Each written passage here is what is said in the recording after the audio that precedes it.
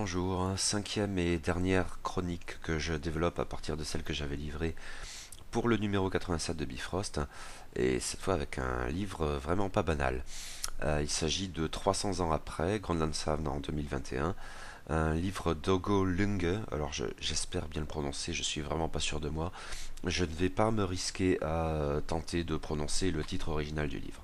Bon, c'est un roman groenlandais, avec un avant-propos de Per Knuckling et une introduction de Jean-Michel Huquetin. C'est traduit du danois par Inès Jorgensen avec une validation linguistique à partir du texte original groenlandais par Jean-Michel Huquetin. C'est paru aux presses de l'Université du Québec dans la collection Imaginaire Nord Jardin de Givre. Le roman originel date de 1931 et cette édition date de 2016. C'est un assez petit livre qui fait 10 plus 153 pages. En voilà une lecture incongrue, c'est pas tous les jours. Et merci Bifrost pour le coup, parce que sans la revue, je n'en aurais probablement jamais entendu parler. 300 ans après, unique roman d'Augo Lunge est, voyez-vous ça, le deuxième roman groenlandais de toute l'histoire du Groenland. Publié en 1931, en groenlandais donc, il a ensuite été traduit en danois, la langue de la métropole, et aujourd'hui, bien des années plus tard, en français, grâce aux presses de l'Université de Québec, qui, dans leur collection Imaginaire Nord Jardin de Givre, publient des œuvres de fiction témoignant d'un imaginaire nordique et arctique pas très commun dans nos bien plus chaudes contrées. Belle entreprise. D'autant que chacun de ces ouvrages est accompagné d'un paratexte conséquent, ici le fait de Jean-Michel Huquetin qui livre une passionnante et nécessaire introduction.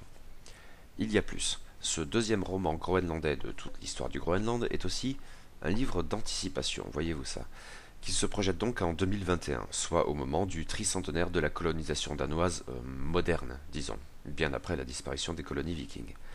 En effet, c'est en 1721 que, pour reprendre les termes de la fort utile chronologie culturelle du Groenland en fin d'ouvrage, le royaume du Danemark et de la Norvège mandate le luthérien Hans Egede pour la colonisation et l'évangélisation de l'ouest du Groenland.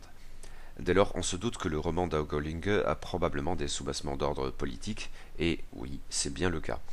Simplement, peut-être pas tout à fait de la manière à laquelle on s'attendait. Mais j'y reviendrai plus tard. Pour l'heure, donc, le deuxième roman groenlandais est un roman d'anticipation. Oui. Et vous savez quoi? Le premier roman groenlandais aussi était un roman d'anticipation. Le rêve d'un Groenlandais de Mathias Torch en 1914. Il y a plus, 300 ans après est aussi un roman policier, et passablement orienté action plutôt qu'enquête, puisqu'il implique une longue course-poursuite, la traque riche en rebondissements de rusés et redoutables cambrioleurs. Tout ça. Et là quand même, waouh, c'est pas tous les jours. Et il me fallait lire ce livre du coup, même si éventuellement pour de mauvaises raisons. Alors là je vais papoter de mon Groenland mythique à moi que j'ai. Le fait est que sans être un connaisseur, loin de là, j'éprouve un certain attrait pour les récits polaires ou quasi-polaires, imaginaires ou pas. Mais cela participe clairement de ma passion pour des œuvres telles que Les Montagnes Hallucinées de Lovecraft, bien sûr, je n'en dirai pas autant des aventures d'Arthur Gordon Pym de Nantucket d'Edgar Allan Poe, ou du Sphinx des Glaces de Jules Verne, même si je les ai lus pour cette raison en partie, ça c'était côté sud, ou encore côté nord, Terreur de Dan Simmons. En fait, pour le coup, il y a un bien intéressant. Les immensités désertiques de l'Antarctique me fascinent comme constituant peut-être l'environnement le plus hostile aux humains sur l'ensemble de la Terre. Mais les contrées arctiques m'inspirent au fond peut-être davantage, et justement parce que des hommes y vivent, cette fois, et depuis des siècles, voire des millénaires. En fait, j'ai développé à une époque une quasi-passion pour les récits portant sur les Inuits notamment, et au travers d'un classique de l'anthropologie grand public, on va dire, Les Derniers Rois de Thulé de Jean Mallory, qu'il me faudra sans doute relire un jour. C'est un livre qui avait vraiment beaucoup compté pour moi à l'époque, au point de me faire mariner dans de vagues fantasmes où je me mettais à étudier l'anthropologie et en faire mon métier. Bon, hélas en sachant que j'étais bien trop casanier et timoré pour cela. J'avais plus ou moins poursuivi l'expérience avec Humox, mais ça n'était hélas pas allé beaucoup plus loin du coup. Mais de temps en temps, j'y revenais quand même, d'une manière ou d'une autre. Sur ce blog, j'ai ainsi eu à au moins 2 reprises l'occasion de revenir à la thématique groenlandaise, d'abord en fiction avec Le Court Serpent de Bernard Duboucheron, plus tard avec un vieil et fascinant essai, La relation du Groenland d'Isaac de la Perrère. Une toute autre thématique, au fond, pas moins fascinante, et portant sur les colonies vikings du Groenland dans la foulée d'Éric le Rouge et leur plus ou moins mystérieuse disparition. Même si ces visions du Groenland avaient de ma part quelque chose de fantasmatique, je crois qu'elles ont préparé le terrain pour le présent roman, et ce alors même que son propos est bien lointain tant des Odyssées vikings que du Groenland le plus extrême tout au nord dans la région de Thulé ou Kanahak.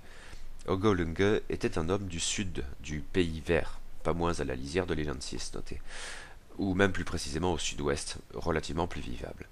Et c'est a priori dans cette région que se déroule le roman. La ville de Grönlandshavn est imaginaire, on la sait seulement située sur la côte ouest du Groenland. Elle ressemble sans doute beaucoup à Nuuk, anciennement Gotthard, la capitale du pays, au sud-ouest de la plus grande île du monde, donc. Et si la culture ancestrale des Inuits est bien évoquée dans ces pages, la culture de la chasse aux phoques tout particulièrement, son propos est quand même de dépasser ces vieilles représentations et d'interroger l'attachement de tout un chacun à sa culture. En outre, ce climat tout différent implique des représentations différentes. Et non, vous ne trouverez pas ici d'iglous, de chiens de traîneau, d'ours polaires, et finalement pas davantage d'inuits vêtus de peau et maniant avec habileté le harpon comme le kayak. Les Groenlandais de 300 ans après vivent dans des maisons confortables, pêchent la morue ou élèvent des moutons, quand ils ne travaillent pas dans le tertiaire ou dans les usines typiques d'un pays ayant mené à bien sa révolution industrielle. Laquelle ne peut être en même temps qu'une révolution culturelle. Non, sans le col Mao, merci, pas la peine. Ce qui passe entre autres par le développement d'une littérature groenlandaise, dont le roman fait donc office de précurseur d'une certaine manière.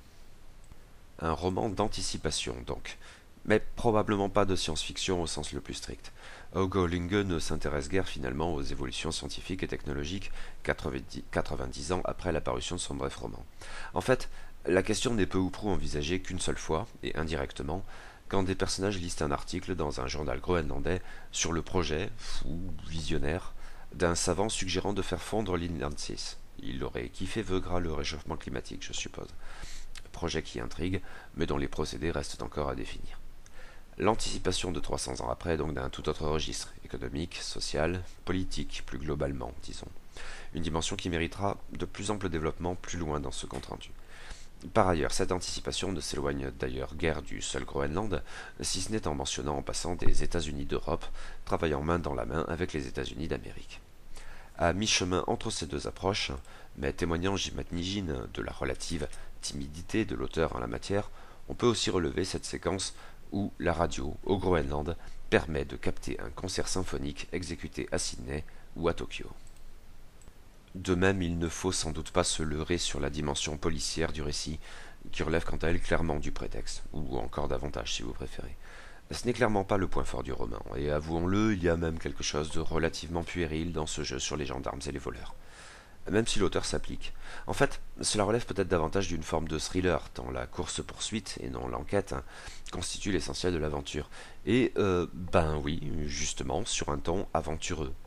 Il y a quelque chose d'une catastrophe imminente dans cette traque, et Ogo Lunge les pistes de cliffhanger bizarrement efficaces, bien plus en fait que nombre des ersatz du procédé, si coutumier dans le thriller de supermarché et qui manœuvre 9 fois sur 10. Là, ça marche assez bien finalement. Un autre point à noter peut-être 300 ans après est largement un roman sans héros, au singulier du moins. On y croise plusieurs personnages dont beaucoup se contentent de papoter, mais parmi lesquels certains se lancent sur la piste des cambrioleurs.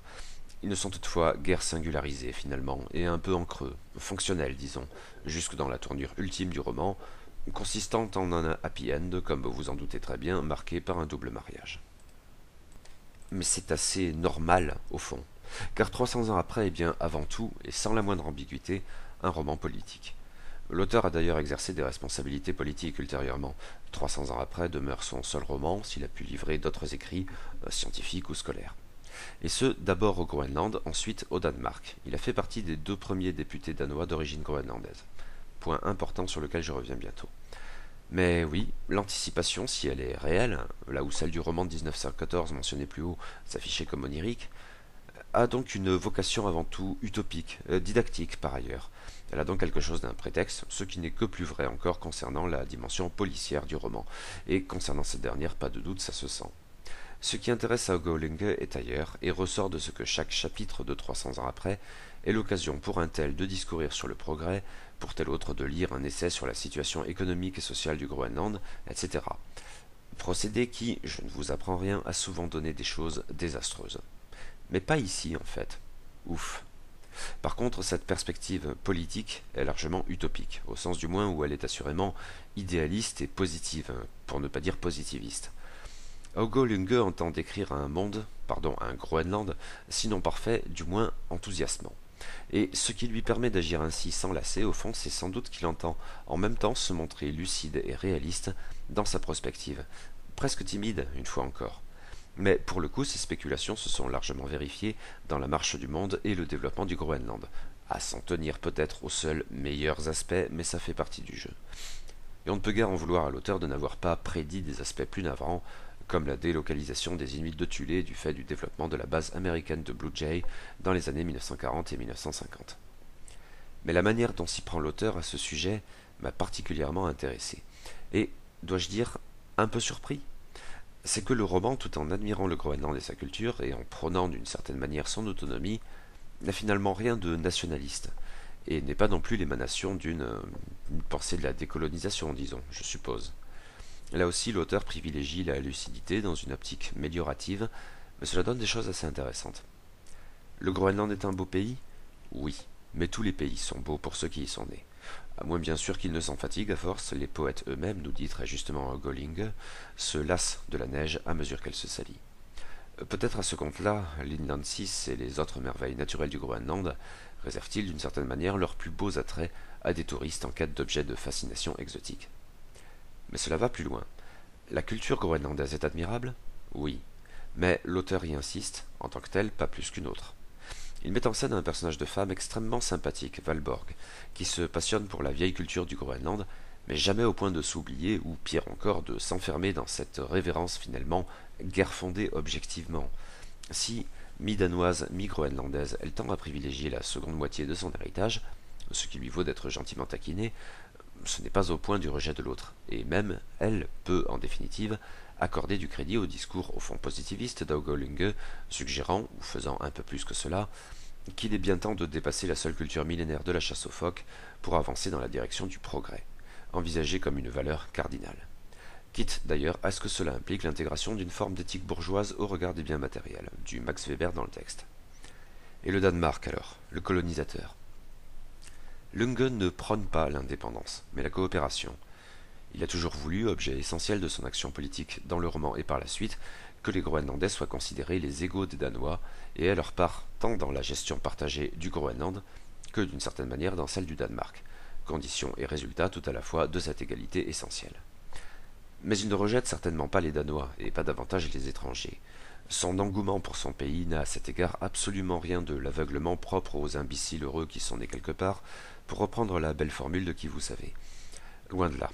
Les Danois, dès lors qu'ils sont envisagés comme des compatriotes et non des exploiteurs, ce qui implique assurément au préalable qu'ils se comportent en compatriotes et non en exploiteurs, et les étrangers, par ailleurs, sont en fait une bénédiction pour le Groenland, car ils l'ouvrent au monde, et cette ouverture est la condition nécessaire du progrès, le bien le plus souhaitable.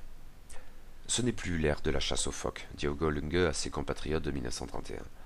On peut le regretter d'une certaine manière, parce qu'elle avait ses bons côtés, ne serait-ce que dans ces contes et légendes dont il raffole, ainsi que ces personnages, dont Valborg bien sûr, et dont certains ont été couchés sur le papier par Knud Rasmussen, objet d'admiration, comme chez Jean Mallory pour autant que je m'en souvienne, mais sans doute à un degré supérieur d'implication. Mais rien n'impose d'éradiquer tout cela. Dès lors il n'y a certes pas lieu de se plaindre que le monde change, et le Groenland aussi, comme étant enfin partie intégrante du monde. La condition d'un avenir radieux pour le Groenland est sans doute que les Groenlandais, en s'affichant comme descendants tant des Inuits que des Danois, développent enfin suffisamment de confiance en eux pour avancer avec le reste du monde dans le respect mutuel.